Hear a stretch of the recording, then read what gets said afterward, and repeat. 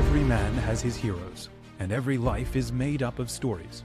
Heroic Stories is a series from heroicmen.org to find out why some men choose the harder path in life, even when it means losing everything, how they survived, and who they are today.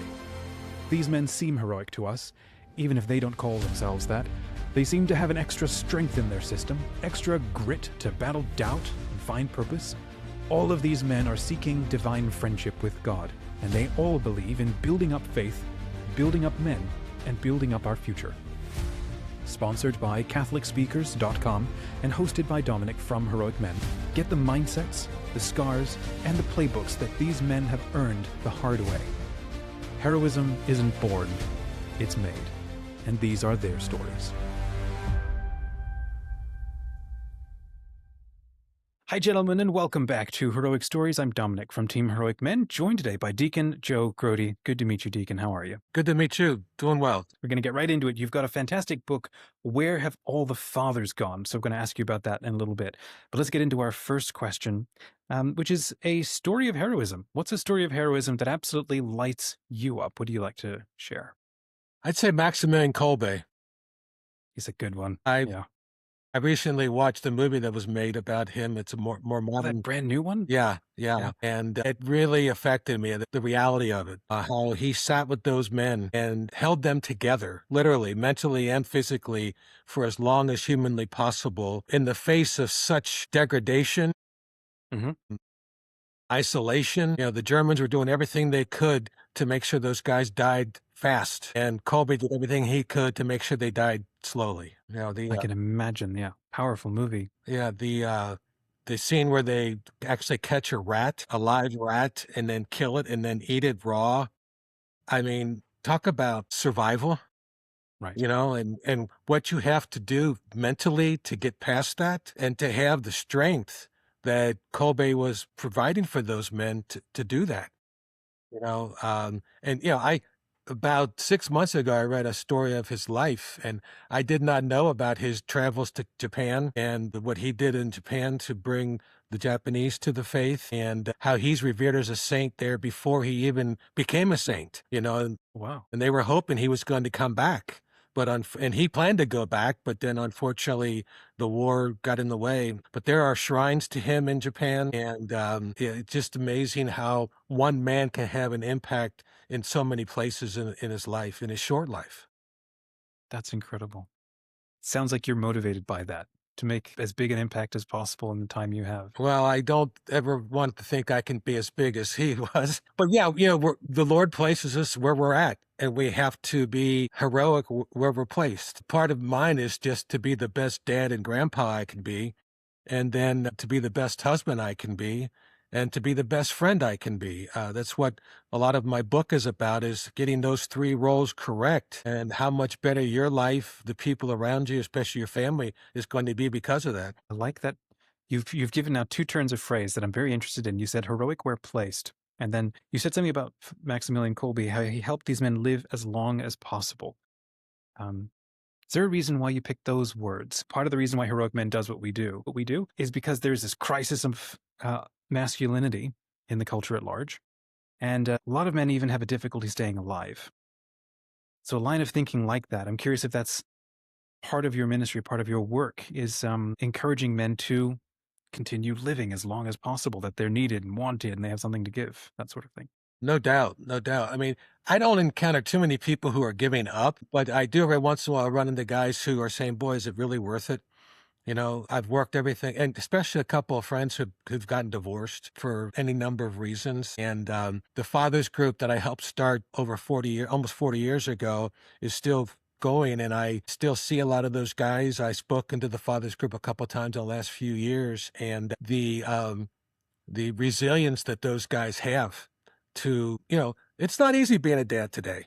It's not easy being a kid today. If you have more than 1 or 2 kids or 3 or 4 kids, you're being a dad to kids who are all struggling to be Catholic, to be members of society that our Lord would want them to be. It's getting harder and harder every day. Some people say there's a turn coming here with all the new candidates and catechumens that are coming into the faith this year across the world, not just in our country, which is a very positive sign.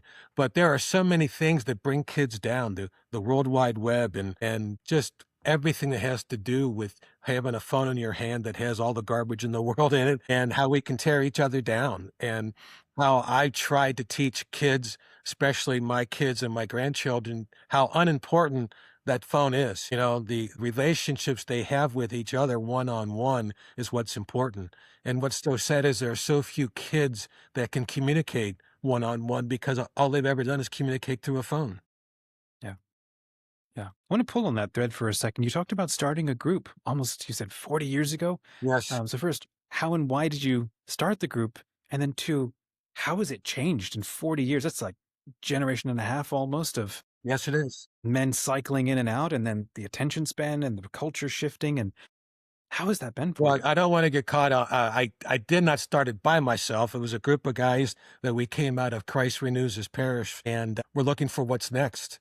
You know, if you're familiar with Christ Renews, you receive the weekend, the next year you give it, and then when you're done, you're kind of, hey, where are we going next? And so this father's concept that was actually started by a Presbyterian minister in Cincinnati that went across the country seemed doable to us. And so basically it was a 2-year study on how to have commitment for each other, how to honor your wife, honor your children, and honor friends, and the confidentiality that goes with being a friend like that. Takes you 2 to 3 years to learn that, and then you do that through small grouping. We would bring speakers in at times, and I tell this when I give my talk that I was 33 years old at the time, and there were guys in the group literally who were in their 60s or 70s back then, and I was thinking, man, are those guys old? And now I'm one of those guys. But it's amazing to me that that concept has stayed alive, not only at our parish, which I have moved on from 12 years ago, but other parishes that started about the same time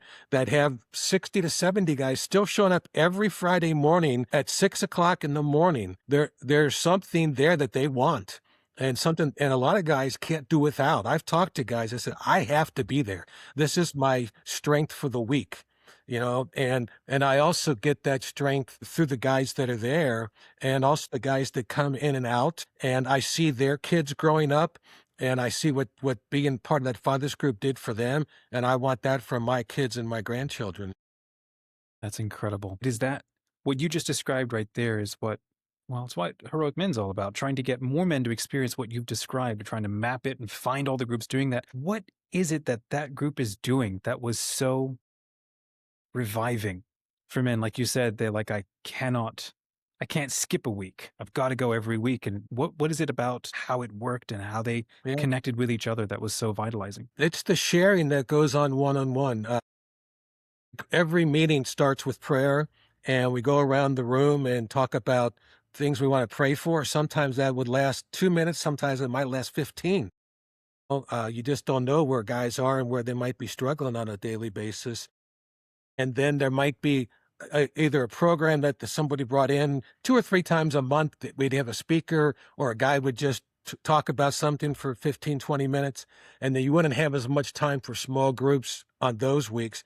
But then at least once a month, it's just all small groups because guys want to meet with their friends. Usually there's 5 to 6 guys in a group. And in some cases, these guys have been grouping for 30 years now. They've seen kids grow up. I've seen guys who started in that group back in the early 90s who were having children, and now a couple of those children are running the youth ministry at a parish or running the adult ministry at a parish. They're getting that old. And so to me, that is just a sign that what we're doing is working. That's amazing. So before we go on to the next segment, I want to come back to something you said, which I thought was beautifully put. You said to be heroic where we are placed, as opposed to trying to be a hero by going out and finding a great adventure or a great enemy and pitting yourself against something big.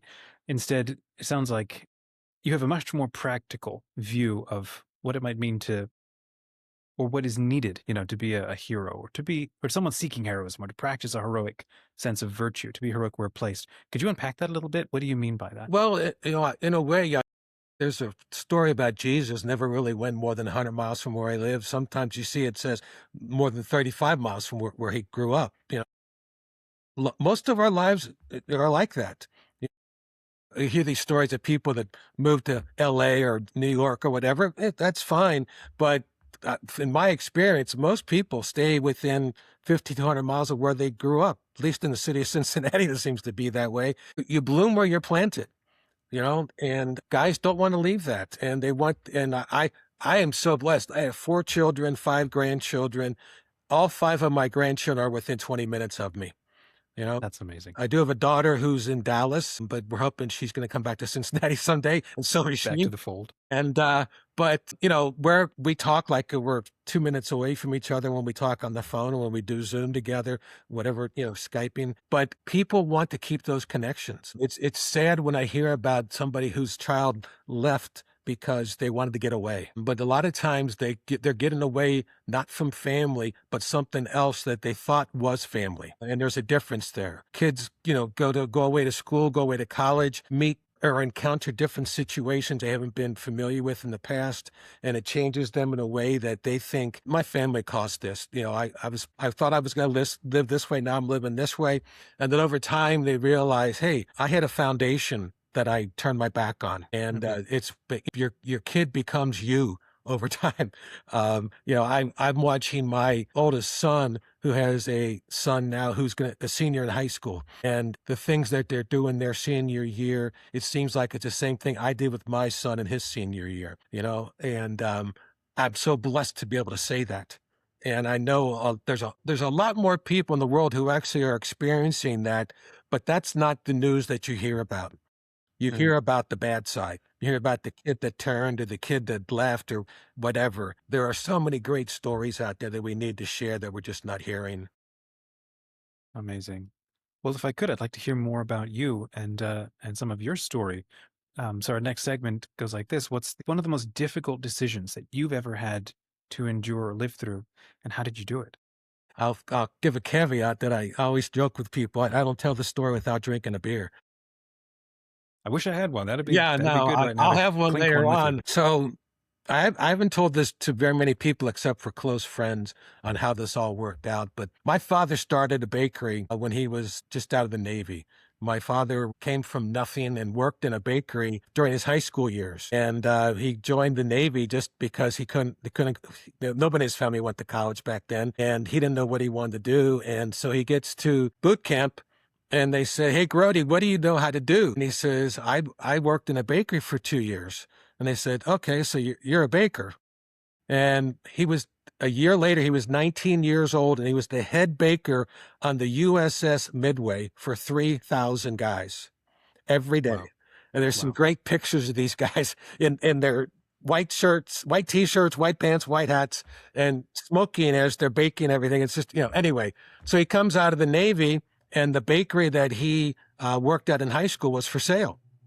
So he bought it and literally worked 16 to 20-hour days for 10 years to get that growing. And it got to a point when my brothers and I got into the business out of high school. People ask me how long I've been working, and I say since birth, because I never knew anything but the bakery. In the 8th grade, I started getting paid to work at the bakery, and it was always great because I had money in my pocket when a lot of my friends didn't. And What did you do? What they have you do at the bakery? well, anything. I mean, literally in the beginning, you clean sinks. The reason I don't drink coffee to this day is because the sinks always had coffee grounds in them. And I couldn't Man. stand the smell of it then, and I can't stand it to this day. But over time, we learned everything in the business because that's how my dad wanted us to learn so we could take it over. And we were extremely blessed that our bakery grew with what we call the supermarket bakery industry. When supermarkets like Kroger's and others first started in baking, they had companies like ours supplying their stores. And then over time, they decided they knew how to do it better than we did. But we grew with that industry to where in 1996, we had basically our apex year where, we were $4.5 million company, had 135 employees, and we're doing very well. And I'll never forget, we went to a Chamber of Commerce roundtable for a week-long retreat, you might say. And the first day of that retreat, we found that our largest customer was being bought out. Our largest customer, we had 26 locations with them. They were being bought out. Just had a sense this was not going to be good long term. Make a long story short, I was correct. My brothers were correct. And within 6 years, we were closed. How many loaves of bread or something were you shipping at your best moment? We, Like, give us a sense of scale here. we were known for our hamburger buns and hot dog buns. Okay. And so during summertime, I would say we produced 4 to 5 million buns a year. Easily and we were we were basically greater Cincinnati, Northern Kentucky area. And we were probably the second or third largest bakery in the area at that time that was still a retailer. And can you still eat the buns today? well, I would if I could get them, but we closed in 2002. But what happened was we saw that things weren't going well. We did our best to keep it open. I'm not going through all the details, but in 2001 in May, we received a note from our bank that they weren't going to renew our note. And I thought, well, heck, that's no big deal. We've never missed a payment in our history. I'll find another bakery. Well, it's the old adage that when you need money, they don't want to give it to you. It's when they don't need it that they give it to you.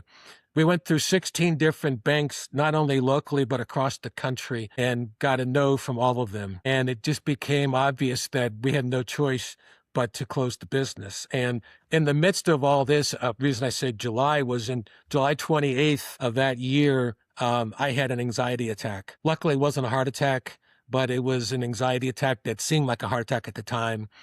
And I'll never forget, my parents were the first ones to show up behind the ambulance when I got to the hospital. And their concern for me was something I cannot describe in words, you know. You mentioned heart attacks and so on. Is that something that was a condition in your family and you were expecting it, or it was out of the blue? Never out of the blue. Reaction like this? It's more of a nervous thing. There was just so much piling up on me. Luckily, I was in good shape, so it didn't affect me that much physically.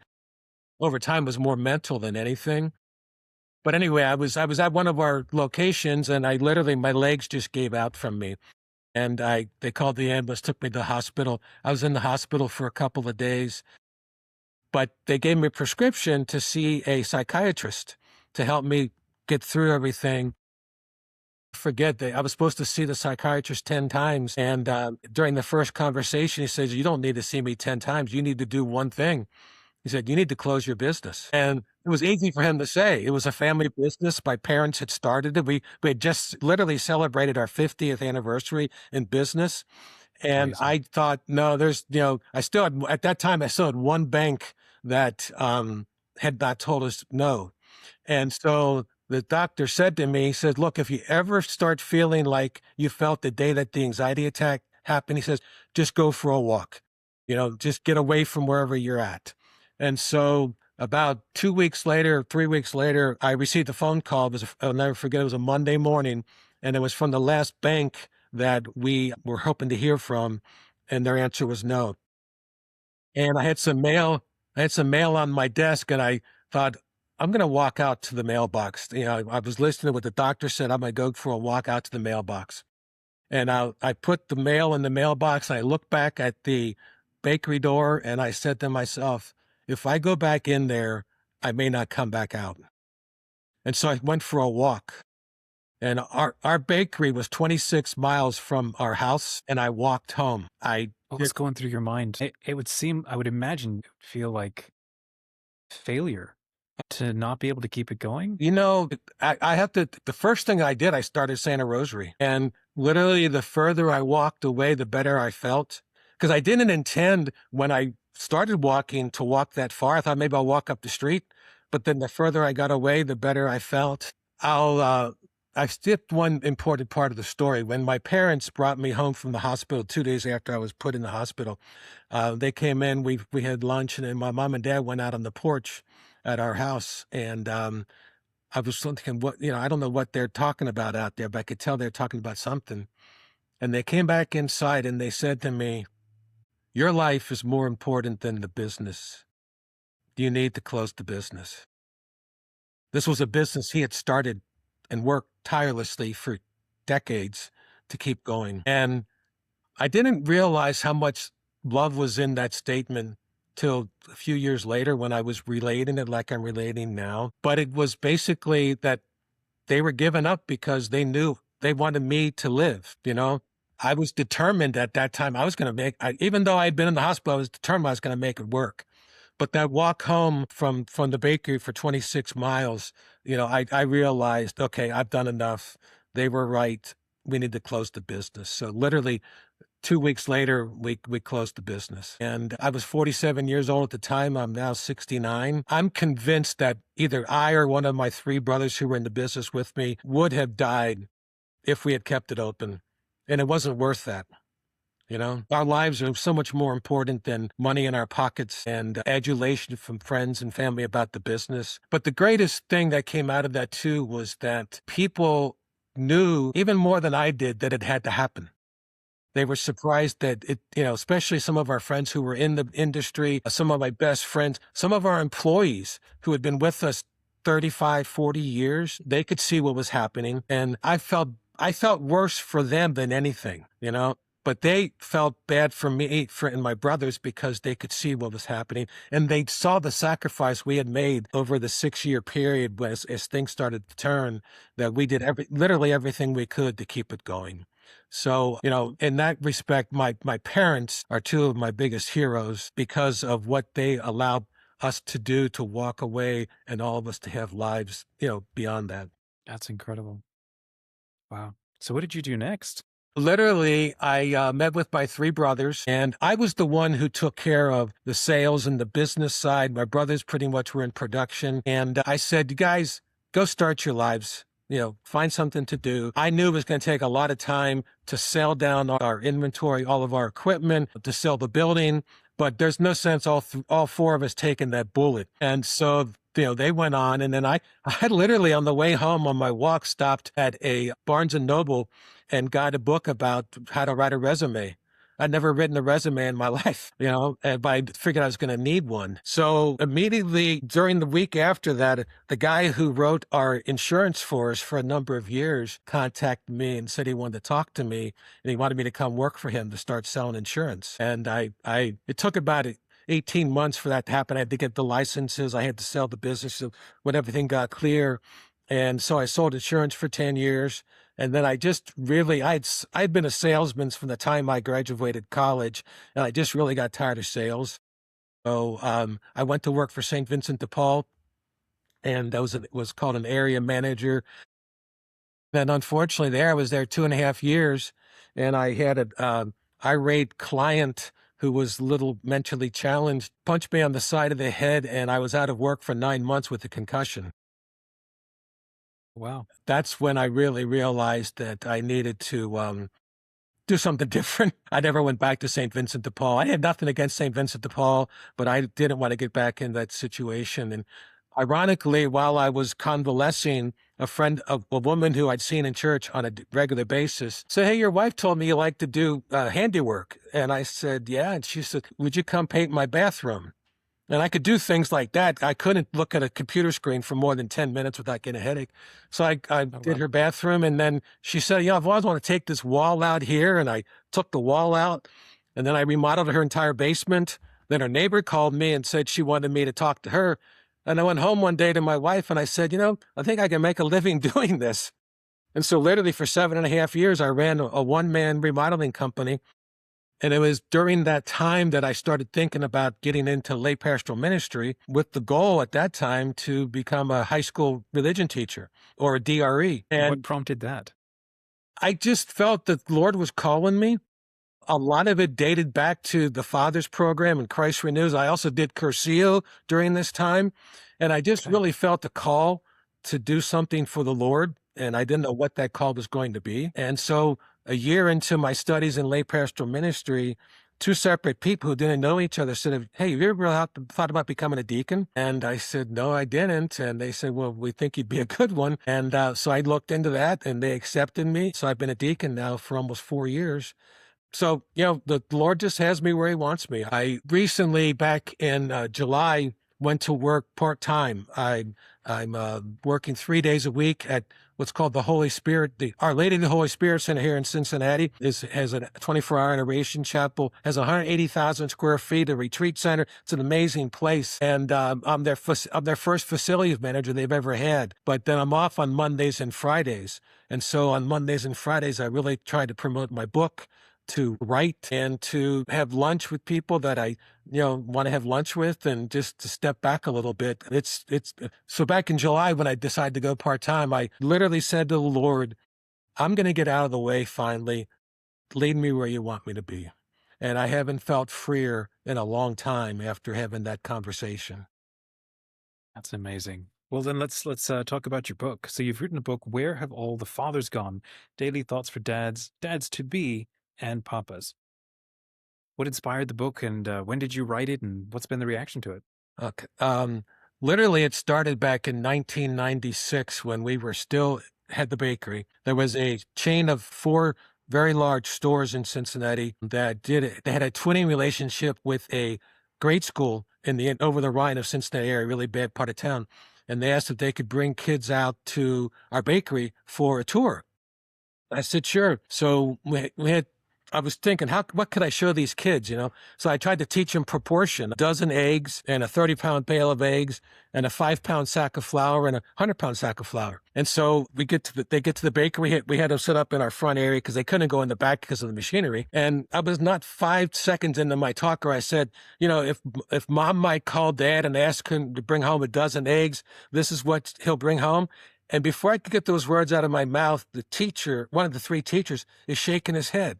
And I got uncomfortable. Like, why is he shaking his head? So I finished. I said, here's the dozen eggs, and here's a 30-pound pail we use.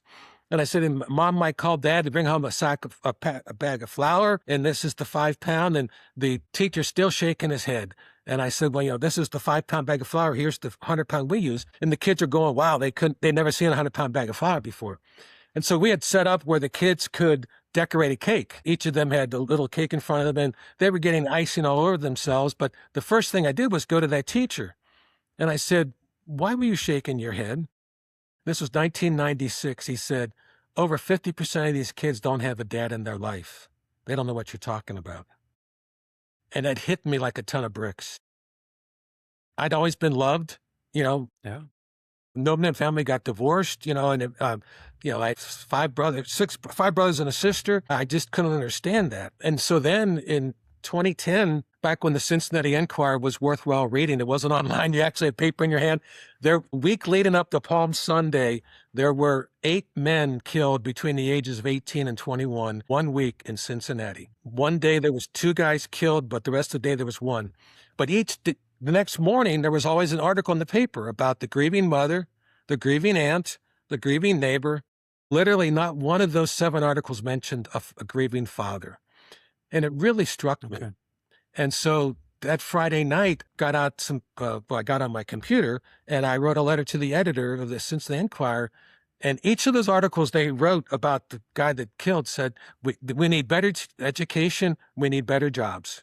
And in the first paragraph of my article, I said, there's nothing wrong with good jobs. There's nothing wrong with good education. But until we start hearing about a grieving father in these situations, we're not going to make a dent in this. So I sent it into the Enquirer. And the next morning, I get a call from the editor, said, we want your picture. And I said, what do you want my picture for? He says, well, we're running your article on the front page of the editorial section on Sunday. We want your picture. So Sunday morning comes, there's my article, there's my picture. I thought, well, my mom might see it, one of my aunts might see it. And boy, was I wrong. That Tuesday, I had a preacher call me who had a church on the inner city part of Cincinnati, said, this is the biggest problem I have in my church. We need to talk. And so he and I started talking, and we tried to start a foundation, which I still have the groundwork for to this day, but we never could get it off the ground financially. We had all kinds of people say, we support you, from sports figures to doctors to priests to you name it. And so anyway, we kind of put it to the side. But I never... Sorry, a foundation to do what? To actually just bring awareness to the fact of how many men are not in the lives of their children, and what can we do to change that. And so over the next ensuing years, I started collecting articles of anything that had to do with fatherhood. I had some friends who knew what I was doing. They would send me articles. So I ended up with a binder 2.5 inches thick of articles about fatherhood. But the most damning stat that I've ever heard was from someone I met who wanted to be on our committee for our foundation. He helped run it's called Teen Challenge on the east side of Cincinnati. It's for the worst of the worst drug offenders. And he said 95% of the kids that come here don't have a dad in their lives. And at about that same time, I read a statistic, or whatever you want to call it, that said, it's easier for a child to reconcile with the fact that his father is dead than to reconcile with the fact that there's a man alive who wants nothing to do with him. You know? Yeah. That just, to this day, when I say it, I find it hard to believe, you know, but there are millions of kids out there, you know. I have a stat when I talk that in 1960, 5% of the kids in this country live without a father. And in the year 2000, it was 50%. 1,000% increase in 40 years. The book was now emerging out of all of this research. Exactly. So 3 years ago, literally on Ash Wednesday, I gave my first homily ever to a group of 250 people at our church. And in that homily, I challenged people to do something for Lent instead of giving up something for Lent. And on the way home, I said to my wife, I'm going to start writing a book. And I wrote every night. And I got home that night and I took out that binder of 2.5 inches thick and I started putting it by topic on 2 tables I put in this office I'm sitting in. And I just would pick up a topic and I would write on it. And I didn't date right now, everything's dated January 1st through December 31st. But when I was writing them, I did not put a date on them unless they were about a saint, because there's about 5 or 6 mentions of saints in my book. And so by the end of Lent, I had 140 of those things written. In 40 days, I wrote 140 entries. And I'd literally wake up in the middle of the night and the Lord would give me an idea and I'd come and I think I'd write one. One night I wrote 10 in like an hour and a half. And it was not me. And so Lent's over and I thought, I'm going to finish this by July 1st. So I had like 2.5 months. And I finished. I had 365 things to write. And that's basically how the book came together. The one thing that's in the book that a lot of people really like, I'm probably going to skip 1 or 2 of them now, but at the end of each day, there are 6 thoughts that repeat. One is, did you tell your wife you love her today? Did you tell your kids you love them today? Whose day did you make today? Who did you pray for today? Who did you send a message of hope to today? And did you send a message of prayer and thanks to someone today? And even though I have 365 different thoughts in the book, people love to read those things and they say, you know, you really made me start telling my kids I love them. Or I tell people, you know, thanks for things that I never would tell them thanks for before. Or I tell my wife I love her every day. So I'm enjoying the ride. I've spoken as far away as Fresno, California. I've been on radio stations all over the country. I've spoken to a lot of the fathers groups and men's groups in Cincinnati. I welcome any chance to do that, whether it's 10 people or 5,000. So with the awareness that this book is now generating, you know, sounds like you're trying to get out in front and start accomplishing the impact that you dreamed for this foundation that you mentioned. What's happening? So people are loving it and they are being inspired by it. Are you seeing something begin to happen among those who do engage with the book, practice it, or start sharing it? What's starting to happen? It's a groundswell. Just last night at our OCIA meeting, or whatever you want to call it, I had a young man, he's 22 years old, who I gave my book to about 3 weeks ago.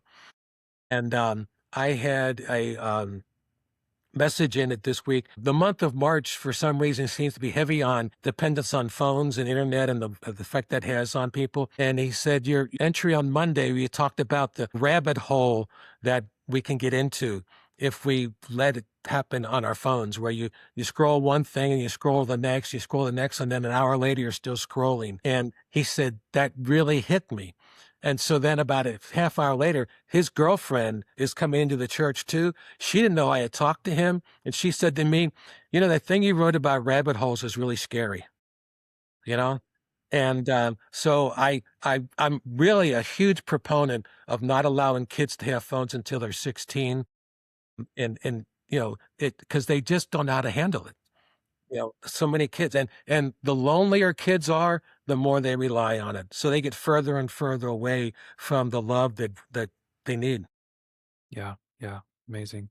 We share your passion and your ministry is very similar to what Heroic Men is working to do. What do you see as the well that article what do you call it? Letter to the editor that you wrote that kicked off or I don't know, kicked off a ministry or a direction or something for you. What are some answers that feel doable and practical that people can start doing, like you say, in their place or where they are placed to start pushing back or doing something different or better to start solving this?